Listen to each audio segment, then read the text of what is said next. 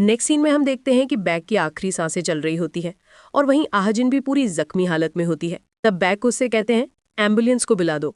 ये सुनकर आहाजिन उनसे कहती है मेरी पूरी प्लानिंग में आपका जिंदा रहना है ही नहीं, इसलिए आपको मरना होगा। फिर कहती है मैं कभी भी ऐसी नहीं बनना चाहती थी, पर आपने मुझसे मेरा बचपन छीन लिया और मुझे ऐसा बनने पर मजबूर किया, इसलिए मैं आपको हमेशा से मारना चाहती थी।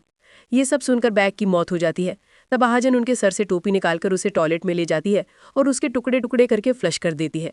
इसके बाद हम देखते हैं कि पुलिस ऑफिसर नो और इन्वेस्टिगेशन टीम आहाजिन के घर पर पहुंच जाते हैं और सभी चीज़ों को इन्वेस्टिगेट करने लगते हैं। फिर वो लोग चोई के पास जाते हैं, जो वहीं आहाजिन के घर के नीचे अपनी कार में बैठा होता है, तो नो उसे अरेस्ट करके पुलिस स्टेशन ले जाता है। दूसरी तरफ नो चोई को बताता है कि आहाजिन ने कहा है कि तुमने बैग को अपने बैट से मारा है।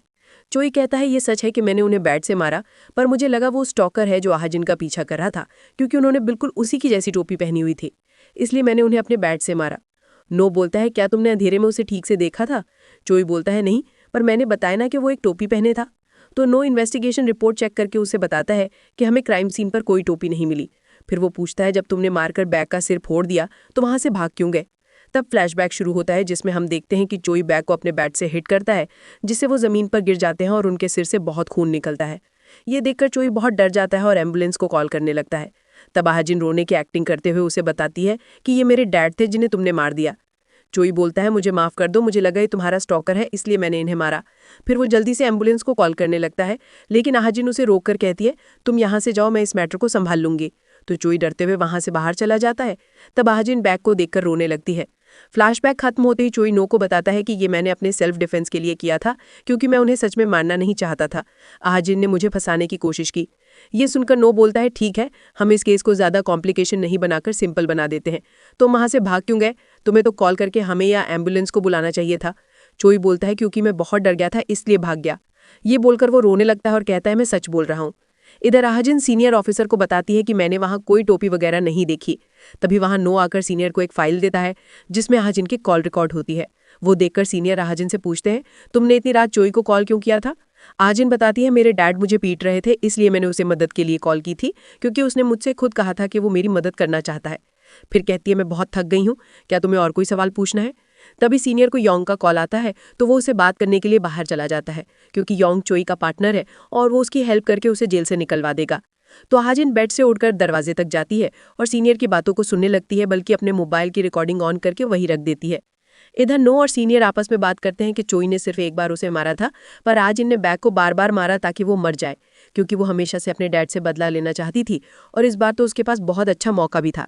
जरूर इसी ने ही बैग को मारा है।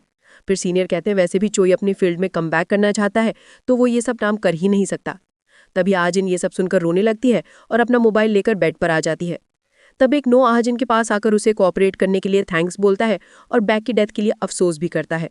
इसके बाद हम देखते हैं कि सीनियर कॉल पर बात करते हुए हॉस्पिटल से बाहर आने लगता है, तो वहीं सीओ उसका पीछा करते हुए बाहर आता है और देखता है कि योंग सीनियर को ढेर सारे पैसे देता है और उससे कहता है कि मैं चोई को बचाना चाहता हूँ। तब सीओ ये सब देख लेता है। वहीं आहाजिन भी अपनी खिड़की से ये सब देखती है और उनकी फोटो ले लेती है।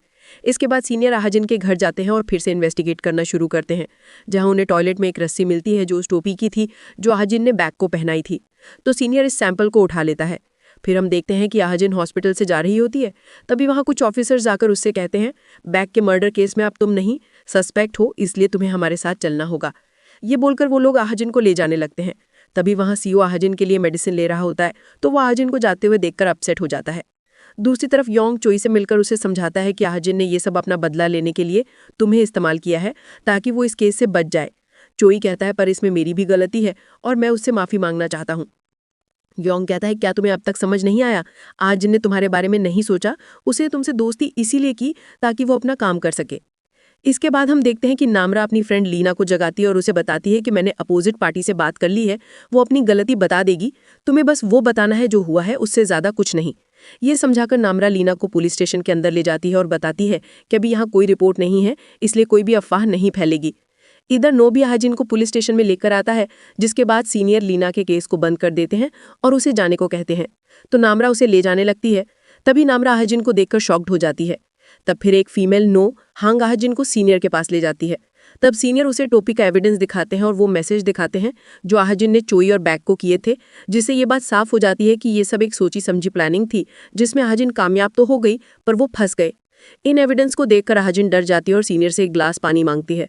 तब हांग चिढ़ते हुए पानी लेने बाहर चली जाती है। तो ये देखकर आहाजिन सोचती है मुझे यकीन नहीं होता कि इस ऑफिसर को मेरी जरा भी रिस्पेक्ट नहीं है।